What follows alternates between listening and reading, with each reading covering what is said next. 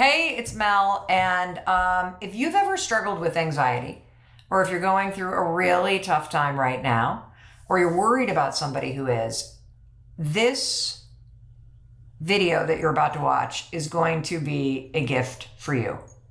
Um, I am about to introduce you to a very good friend of mine, Gabby Bernstein, who's a New York Times bestselling author of 9 books. And her latest one is called Happy Days. It's all about her deeply personal story of healing her trauma. It's a very spiritual journey. And I spoke to her at a moment in time where I'm going through a tremendous amount of change. And I have had major uptick in anxiety. Haven't felt this much in a mental health breakdown in probably 2.5 decades.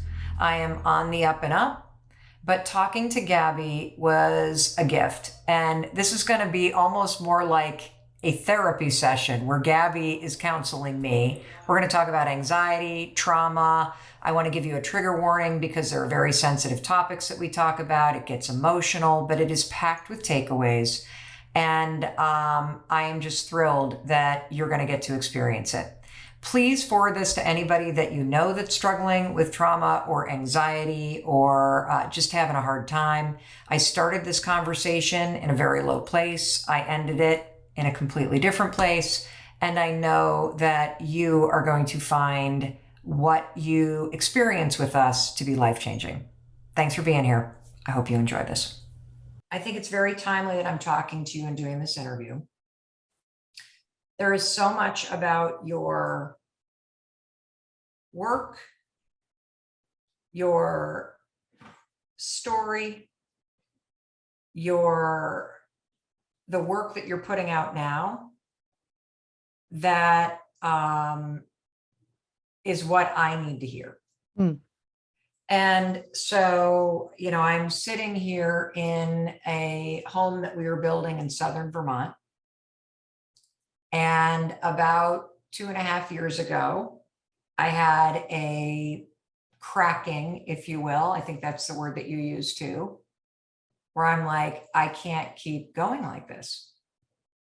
I've got to make some changes. I can't continue to be a workaholic. I cannot be racing all over the place. Like, I have got to make some changes. And so now I am sitting here in my new home that is still under construction. And we've just sold our home of 24 years outside of Boston. And I, for the first time in 23 years, am experiencing such devastating anxiety about all the changes that I've put in place that I've literally spent the last 2 weeks completely disassociated. And I went back on medication. And I'm having this experience where it's almost like I'm on a really bad drug trip, and I know that it's going to end and that the feelings are going to level out, and yet I want the feelings to stop. Okay. Well, first of all, I'm so proud of you for getting back on the meds. There's a time and season. Yes, that's true. And as trauma survivors, we get activated when big change happens. I hadn't even thought about the fact that it has a link to all the trauma I've been working on. That is the whole thing. And that's why your book, Happy Days, was just like, holy cow. I mean, this just landed right in my lap at the right time. Because why don't you tell the story about how, because I found the introduction of the book really interesting, about how this actually started in 2016. Yeah. Well, it's not dissimilar to what you're referencing. And I'll begin by saying that, actually, let me first just speak back to you, and then I'm going to share that story. So I want to send a lot of compassion and gratitude to the dissociated part, because that part of you has done a really good job just getting by each day. Gratitude to the anxious part, love and compassion to the anxious part for revealing that you need a little extra support right now as you do deeper work. Okay. And just hold you there, because when we've been there and then we come back, it's like there's shame around that. There's so much terror around that, but it's a beautiful witnessing to see that these parts of you are coming up to give you information. And I just want to honor you for that. Are you able to hear me? Because you're frozen. Frozen. No. Oh no, here we go. Okay, go ahead. Good. Sorry, we lost you for a second. I don't know what's happening. That's okay. I'm recording my end completely. Okay. So I just wanted to start there and just thank all of those parts of yourself for just being so brave and for doing their hard work right now. Yeah. And I very much understand on the deepest, most soulful level, everything that you're experiencing. It's been my life experience as well. In 2016, I had the outside world on lock, right? I was like, been interviewed on Oprah, half a dozen books, was speaking all over the world, very Mel Robbins. And on the inside, I was dying. I had a mantra on repeat. I'm cracking. I'm cracking. I can't go on like this. The word cracking is a very profound word or metaphor for what is truly happening when we are opening up to, awakening to, and stepping into facing deeper wounds. And in my case, facing dissociated memories. I eventually, after a year of just complete and utter breakdown, I had a dream. In the dream, I remembered being sexually abused as a child and confronting it as an adult. When I came out of that dream, it was the most real experience I'd ever had. And days later, really came to accept that truth, that did indeed happen to me. Can I stop you right there? Because that happened to me when I was 28 years old, where I was in a seminar. Somebody was sharing a story regarding sexual abuse when they were little.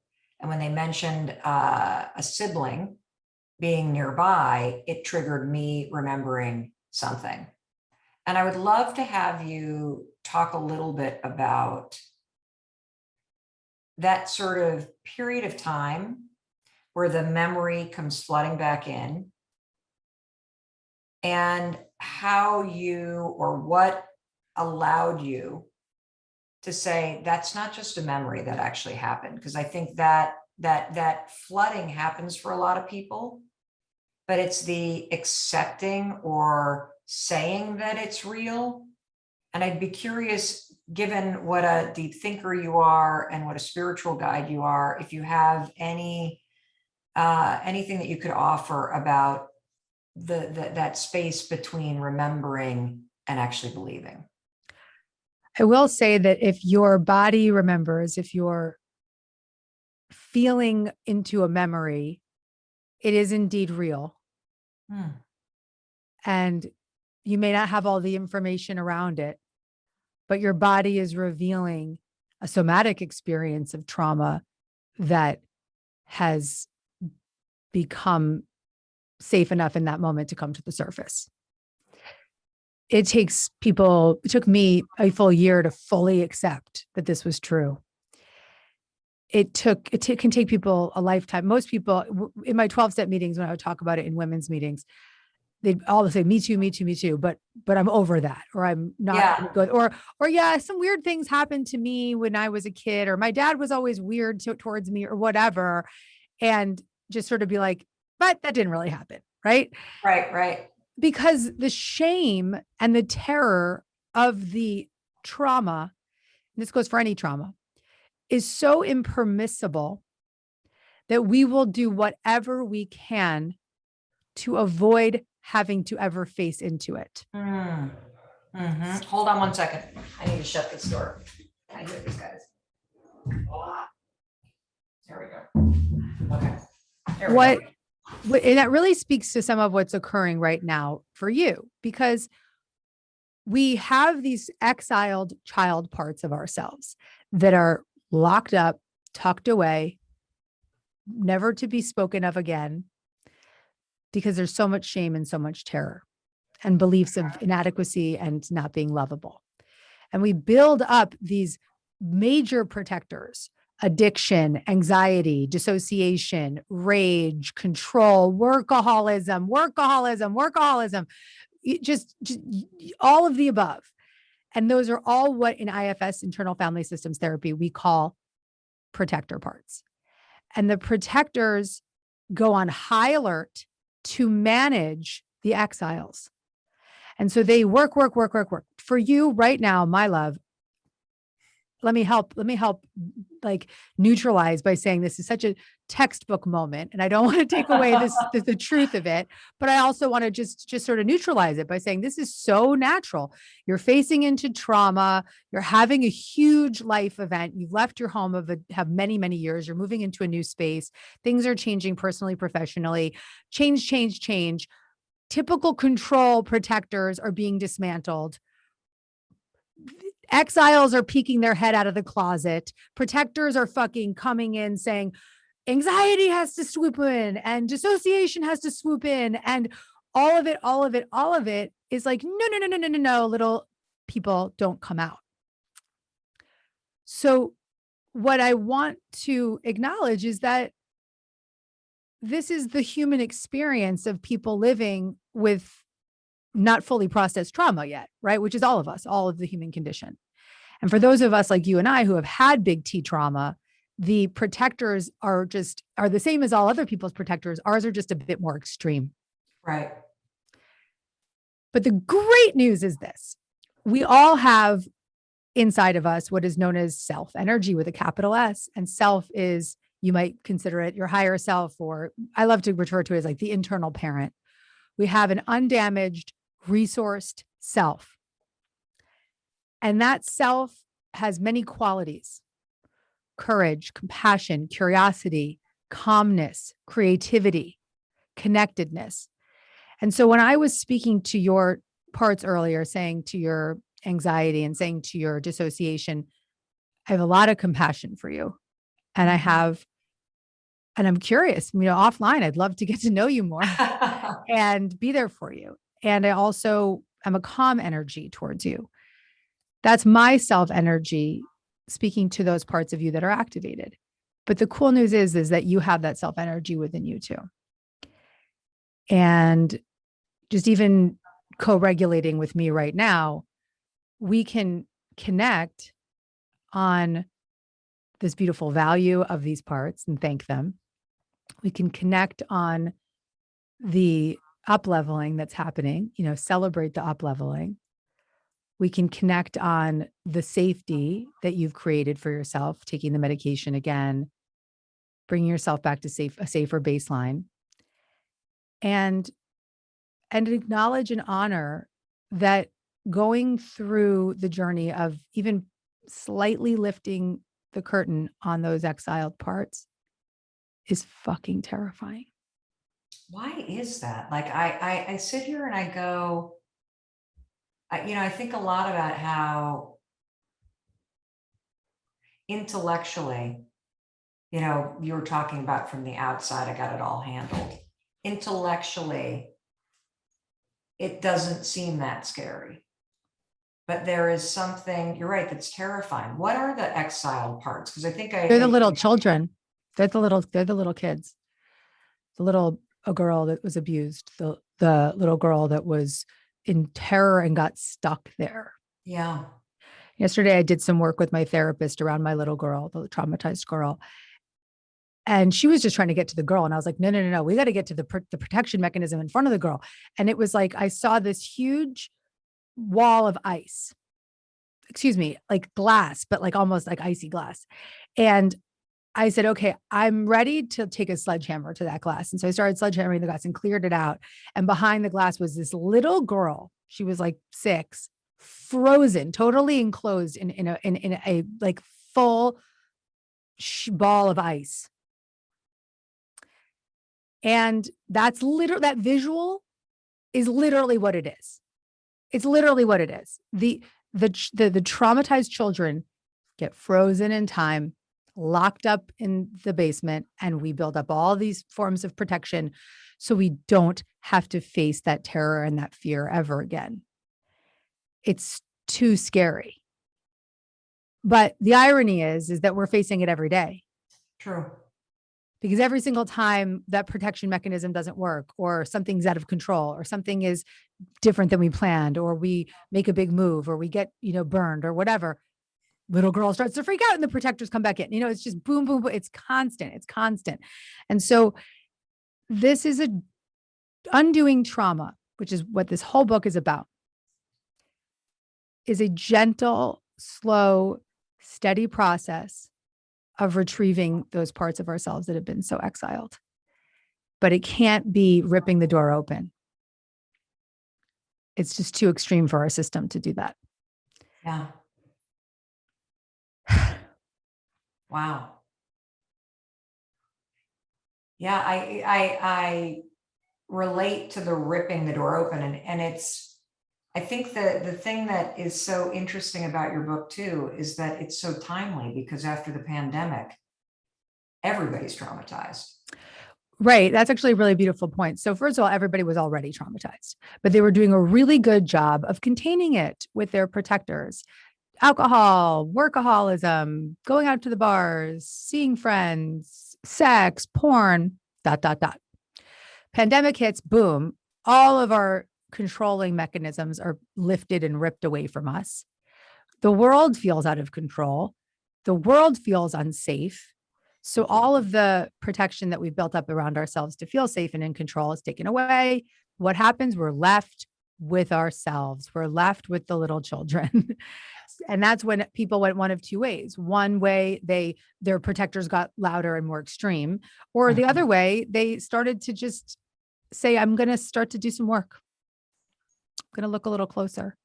Yeah. That's where Happy Days lands in their hands, hopefully, if they are having that desire to do the work, and gives the guided path from trauma to profound freedom and inner peace. Because I believe that God gave me the gift of extreme trauma to live to tell what it means to be on the other side of it.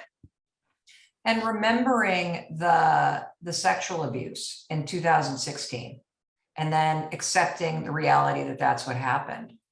There's so many tools in this book, but you really dove in like head first. And it feels like, this is what, your ninth book? Mm-hmm. These books come through you and through your lived experience, and you've tackled sobriety, and you are a widely followed and respected spiritual guide for folks. This is at a whole different level, though. And when you even wrote this, your publisher said that they were worried for you. Yeah. Why? Yeah. My publishers, we have the same publisher. They called me up. First of all, I've submitted so many books to them, and it's always like, great, going to print, few little copy edits. And I'm always like, thanks, So I expected that. I get an email from Patty and Michelle from Hay House, and they're like, we need to talk. What? Get on the phone with them. And they said to me, listen, Gabby, we're anxious for you. You're revealing one negative story after the next, and you're not showing your true strength.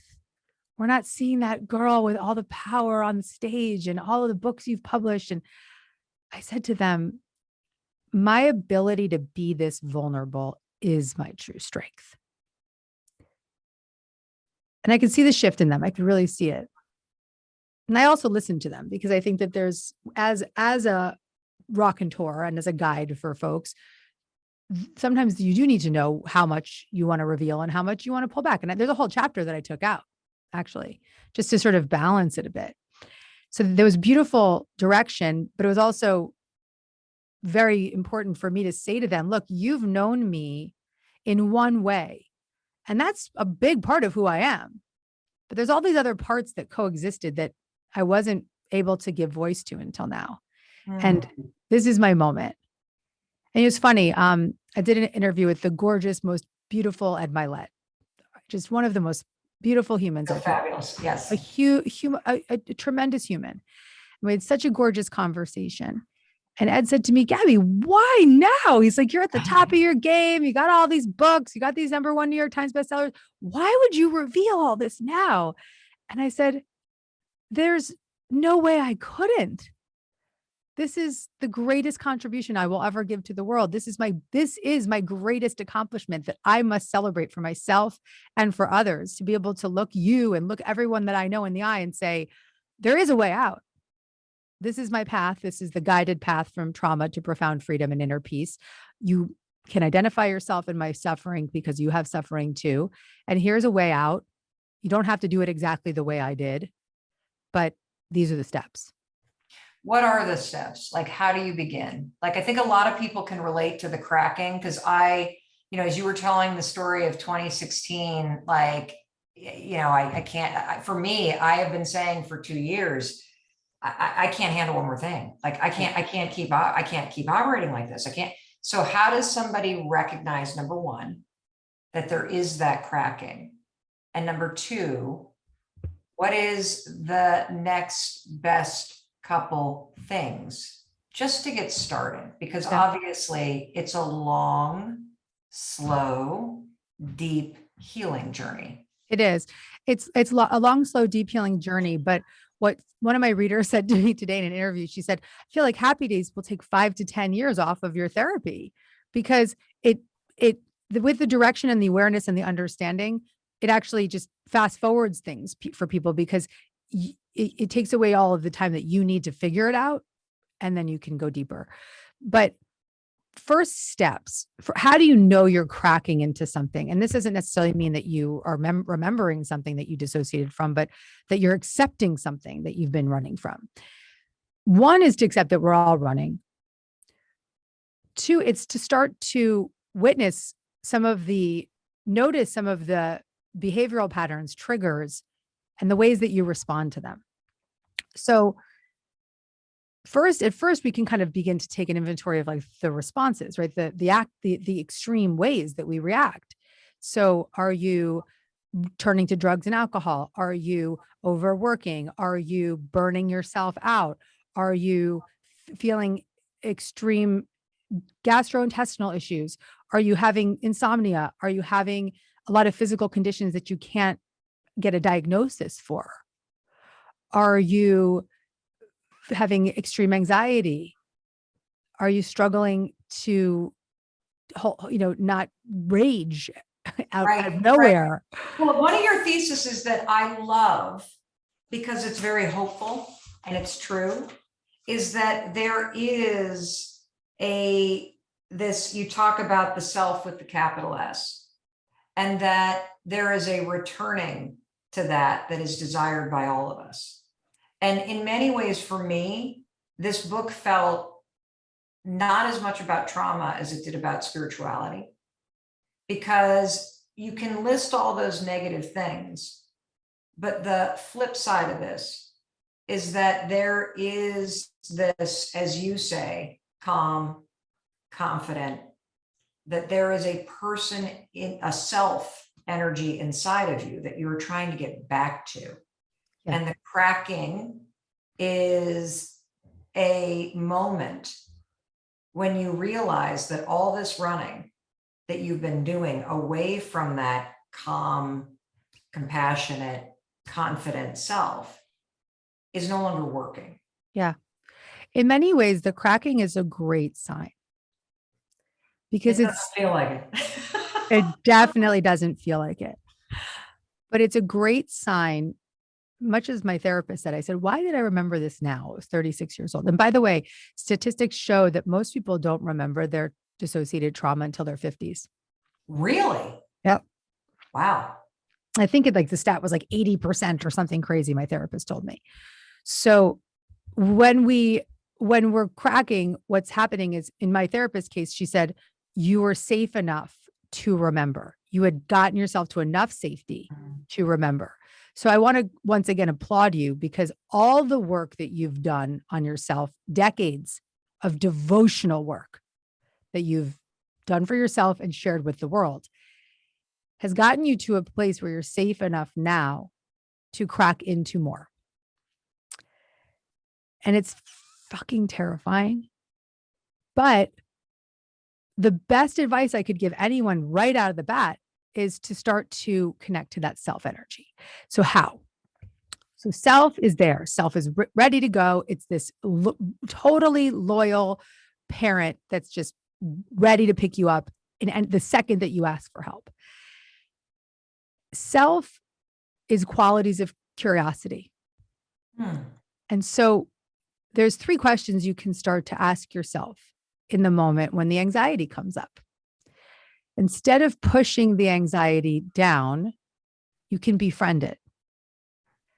And you can ask 3 questions. You can say, okay, what do I notice about the anxiety? So where does it live in my body? Would you want to do it with me right now? Just for a Sure. moment? Okay. Sure. Are you connected to the anxiety in this moment? Not in this moment, but Okay. Is there I'm something very else? familiar with it. So I'm more Well, than is there happy to anything talk else about that it. might be up right now that that's a protector part that you're like, I want to kind of talk to? Um,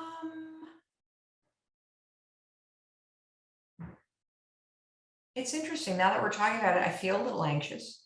Okay. Okay. So it's there. I'm so programmed to run that staying still, which is what this new house in southern Vermont represents, this real quiet place, I feel tingly all over right now. Okay. So there's a tingly, a desire to run, and then like this little anxiety kind of right back in the background. Completely. Okay, cool. Could we ask the tingliness and the desire to run to maybe just go in the go out on the patio and have a coffee and or have a cup of tea and just take a minute just to give us a little space to talk to the anxiety. Would that be okay with them? Sure. Okay. So just taking a moment to check in. You can close your eyes if you want, you can breathe, whatever you need, but just check in gently with the anxiety and ask, where is it in the body? Right here. Right in your chest. Yep. Very Yeah, like gripping like that. gripping. Any other ways you would define it? Colors, shapes. Uh, it's like kind of hands like this, and I'm also really warm under my armpits, but I'm not sure if that's menopause shit happening or what. But Okay. this, and then right here. Tight, warm.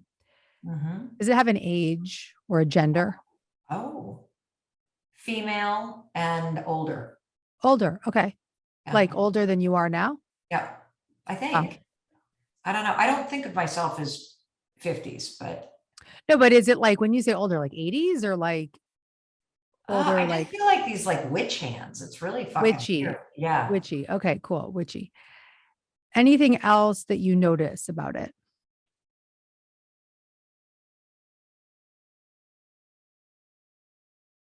As I talk about it, it sort of like pulls back a little. Okay. What do you know about it? It's familiar. Does it have any stories or visuals that attach to it? More like the first words that came to mind is, I don't like this. I don't want to be here. Okay, that's the part that's coming in that's saying, I don't like this, I don't want to be there, is another part. It's a protector. Would that protector feel safe enough to go have some tea for a moment? Yeah. I'll send that protector outside the office. Hang Yeah. on. See who's And I want to sitting. thank that protector and just let that protector know that I've totally got you and I'm not going to take anxiety to anywhere that they don't need to go. Really high level right here. We're not going to go anywhere we shouldn't go today. Okay. I just want to thank that protector for coming in and just say, have a tea, but thank you so much for speaking up. Thank you. So with a little bit more permission just to talk to this part, what is the anxious part need? The first thing that came up was a hug, reassurance, that I don't have to do this on my own. Yeah. Yeah. Does that part of you know that you are here? That yourself, that your resourced, undamaged self, does it know that you're here?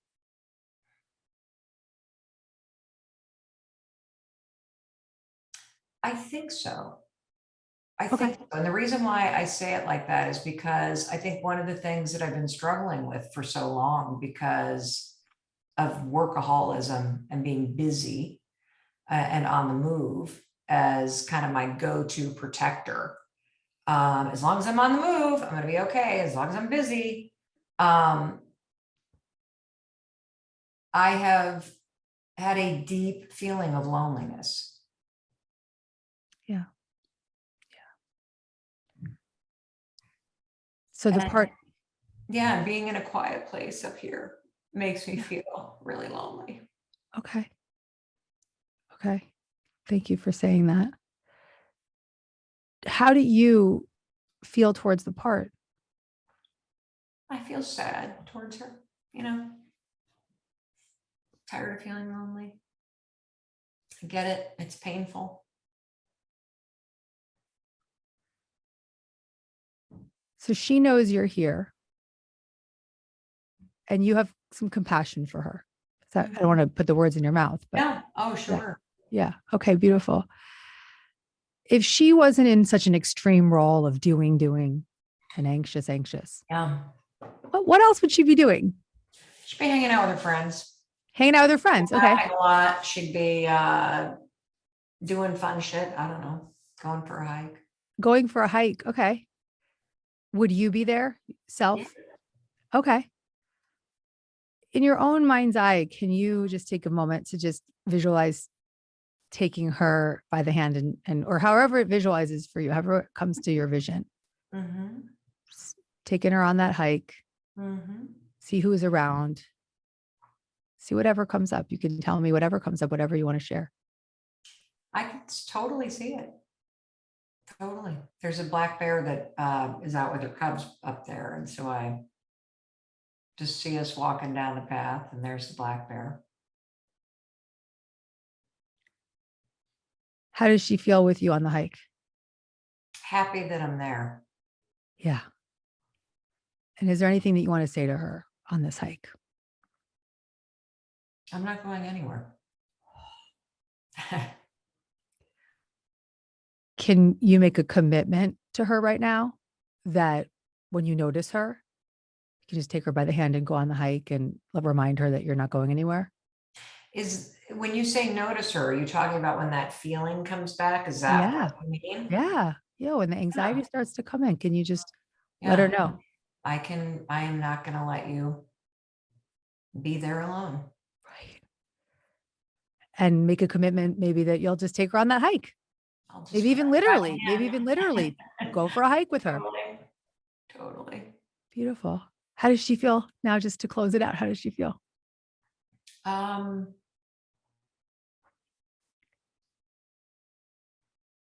I think some of the protectors have come back in. Okay. That's okay. They're welcome back. They're welcome back, Mel, because they're like, and I don't want to go to hike, like that's okay. That's okay. They're welcome back. I want to thank them for stepping aside for the time that they did. They did a beautiful job. They are welcome back. We can always ask them to step aside when there's some space, but right now it's okay. They can come back. You now have what you have right now, Mel, is direct access from self to the part. It's so beautiful to witness.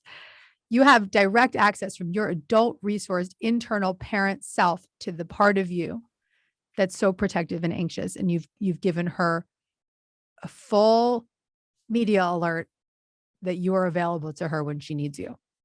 Yeah. Major step forward. I want to just unpack that for everybody that's watching this and listening. And that is that here's what I got from it. When you feel the anxiety take over, take a breath, go into your body, locate where it is. Notice it. And then you had me visualize the color or the gender or the shape of it. That's getting to know. What do I know about it? Mm-hmm. What do I know about it? And then you asked me if I had other experiences where I had felt the same thing. Is that the next thing that happened? We go into what does it need? What does it need? What does it need? And I said a hug. Usually what you'll hear when you ask Yeah. parts what they need, they'll say, I need to play. I need a hug. I need Mm. to be creative. It's always the stuff that we want as a kid, the stuff we didn't get. You actually write about this in your book with your Yeah. son. The 4 S's. What are they? Yeah. So this IFS is broken down in chapter 7, which is called Love Every Part. And then there's another chapter called Reparenting Yourself, where I had this massive aha moment that all the parenting advice that I was getting from Dan Siegel and all the beautiful psychologists out there that do therapy for children was so profound when working and co-creating with my son. And I thought to myself, well, nobody ever did this for me. And instead of being pissed about that, I said, wait a second, I can do that for me. I can give myself that hug. I can use the 4 S's, as Dan says, to be seen, safe, soothed, and secure. I can create that environment for myself internally. That was a big change for me. That was a big turning point. One of the things that you also introduce is this heart hold. So can you walk everybody through that? Because I think that is a way that you can provide those things to yourself. Yes, absolutely. And it's actually something I really want to recommend to you right now, because when I was cracking, this hold was something that really, really helped me on a moment to moment basis. So placing your hand on your heart and your other hand on your belly, and just notice which hand is most natural to your heart. For me, it's the right. Yeah, the right. You just went right to the right. So it's the right. Some people it's the left. So really have to decide what's right for you. The other hand on the belly, and just take a deep breath in and extend your diaphragm. And on the exhale, just relax your diaphragm and just keep with that belly breath, taking a deep breath in and letting it go. Another deep breath in and let it go. And you might even affirm things to yourself. I'm safe right now. I have so much compassion towards all of my parts. My self energy is here with me.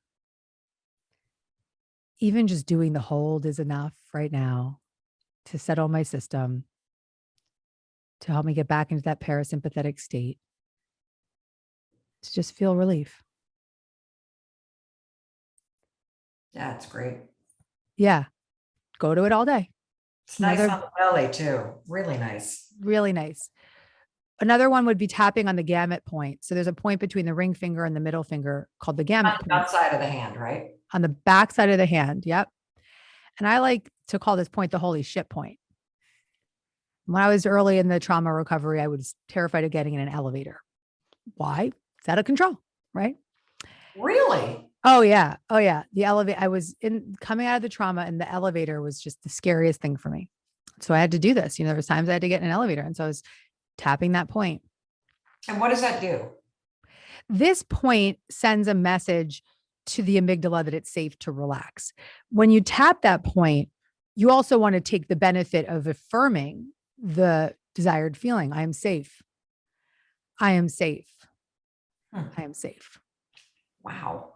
That's so cool. So how long did that last, to be nervous about getting into an elevator? A few months. I did a lot of EMDR, which I write about in the book, eye movement sensitization and reprocessing. Yeah. Really beneficial. Could be great when you're in a crisis. And by the way, offline, I have a person for you. Oh, I'm already doing it. Good. Yes, you're right. It is extremely helpful. It gives you a settled sense of safety and helps you reprocess even the minor things in the moment. And the stuff that we just did, the body work, that's based on somatic experiencing, which is a body-based trauma therapy. And so as you can see, there's a through line between all the therapies that I chose. And that is, I believe that they're all very therapeutic yet spiritual practices. So let's talk about that. Yeah. Because I found your book and your work, especially as it's evolved, to be really profound in the spiritual connection to mental health, to healing. And so how would you describe that? The therapies that I was drawn to, I know my guide, spirit, God led me to them. because they were going to resonate with me most. And the reason I believe that they have such strong spiritual undertones is IFS, connect to self. So for years, I was teaching A Course in Miracles. We have the ego and we have our higher self, and our higher self can dissolve the ego through the experience of forgiveness. Protector parts, self energy, self can dissolve through compassion, forgiveness, courage, creativity. It's all the same thing, just a different way of accessing it. The EMDR I loved so deeply because it allowed me to work with the subconscious and to not have to recall big things, but just allow. I fell deeply, madly in love with somatic experiencing because it let my body do the work, which is a very spiritual experience. And it got me out of the storyline and into the body. And I believe that the people who founded, particularly knowing some of them, I think that they're very spiritual people, though they may not be able to admit that in their clinical environments. But there's such a through line. And I also just believe that God gives us what we can handle, but also what we resonate with. Well, can we connect the dots between what you just said about God giving you not only what you can handle, but what you resonate with, and the fact that you are somebody that people around the world come to for learning how to manifest? Right. And talk to me and us, anybody who's watching, about the connection between manifesting and this cracking open, that you are attracting something that you need when you go down this journey. Well, what I'm really proud of is that my books on manifesting aren't really manifesting light. They're deep books, like Super Attractor, Manifest a Life Beyond Your Wildest Dreams. Okay, I hooked you in, but now I get you to work. And these books, The Universe Has Your Back, these are books on how to manifest, but they're books on how to undo the blocks to the presence of that super attractor power that we all have. Yes. And so the more we crack open to. Amma said that, and Amma, the hugging saint, she said that when an eggshell cracks from the outside, it's broken. But when it cracks from the inside, it's reborn. So that cracking is rebirthing into the truth of who you are, the self within you, the super attractor power within you. And the more you release the blocks to the presence of that self energy, the closer you get to becoming just a more aligned human. And when I say aligned human, I mean a human having a human experience with a direct line to higher level consciousness, whether you call that compassion, courage, curiosity. It's all that capital S self energy. That's right. What you're talking about. So, which is the same as spiritual energy, which is the same as listening to a spirit guide, which is the same as it's the voice of love. It's the undamaged resource soul of who we are. I think that's the simplest way to say it, that trauma is blocking you from accessing the source of who you are. Yes. And that is love. And let's just call it unresolved trauma is the block, because the trauma, when transcended, can be one of the greatest gifts you've ever received. It's interesting that you say that, because one of the things that I've really marveled about you, there's so many things, but, recently you lost a son, and how you moved through that experience with grace and compassion and love and wisdom. I mean, would you be willing to talk about that a little bit? Yeah. Was I pregnant when I saw you last? You were. Yeah. Wow. So I was 5.5 months pregnant after a year of IVF to get that baby, and he wasn't growing, and I had to let him go. And thankfully, I had the reproductive rights in my state to do so at that late stage. And because I would have really harmed me physically if I had to carry him all the way through. And I went through the DNE and I went through the procedure and the drama and the trauma. And about a week after all the doing, I just started being, and I witnessed this profound faith, like I was falling into a pillow of faith. That grace that you mentioned, that faith, that certainty, that knowing, that trust, trusting that my son came into my body for that period of time to know what it was like to be loved by me. That he came into my body at that time to teach me really big lessons, particularly the lesson of not sweating small stuff. To come into my body at that time to up-level my marriage, to come into my body at that time to help me go through all that I had to go through to get to the place that I'm in right here, right now, which is really relieved and happy to be a one-child mom. That is a stance I wouldn't have been able to get to if it hadn't been this hard.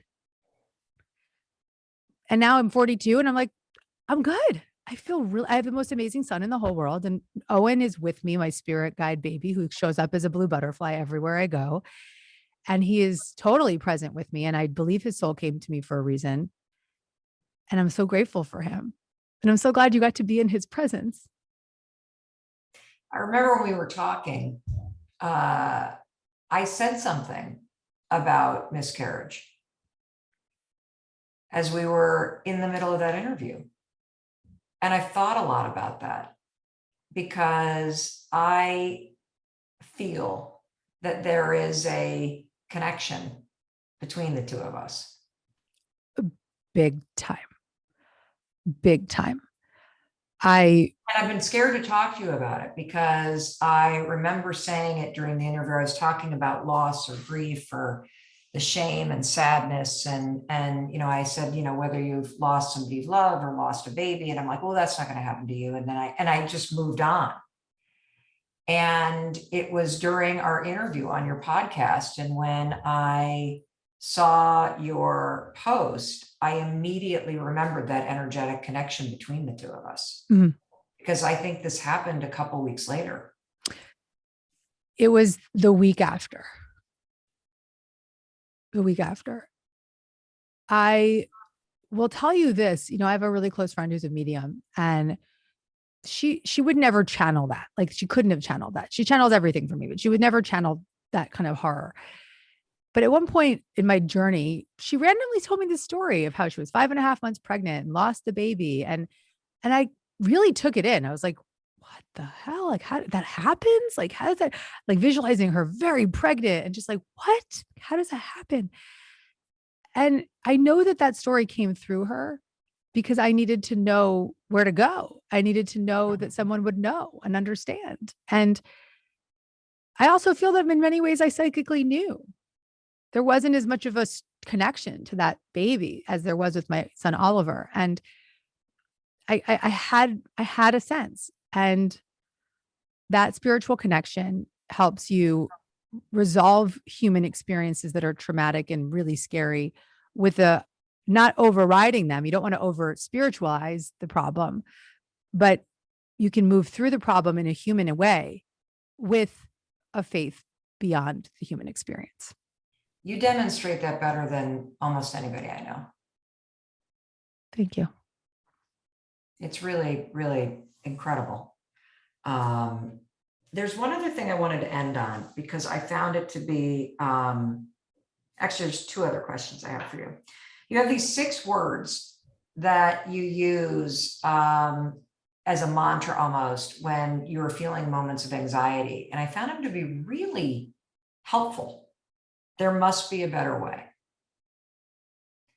And as I've been kind of using there must be a better way, what's interesting is that for me personally, when I'm driving between Boston up to Vermont and I'm feeling the anxiety rolling through my body, and I'm like, there must be a better way, the old me would have started cycling through the doing. okay, well, I could drive every other week. I could go this time. I like, Right. and this question has made me look at there must be a better way from the inside out.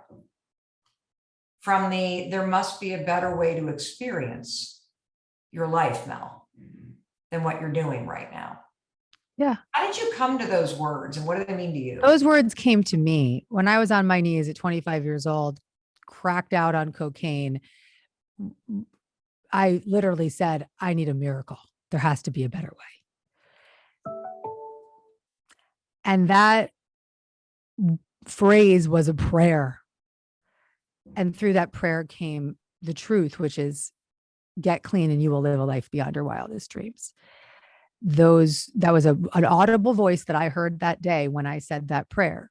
So my hope is that anyone who's suffering that's listening to us right now just opens up to a daily prayer. That's a simple place to start of, I need a miracle.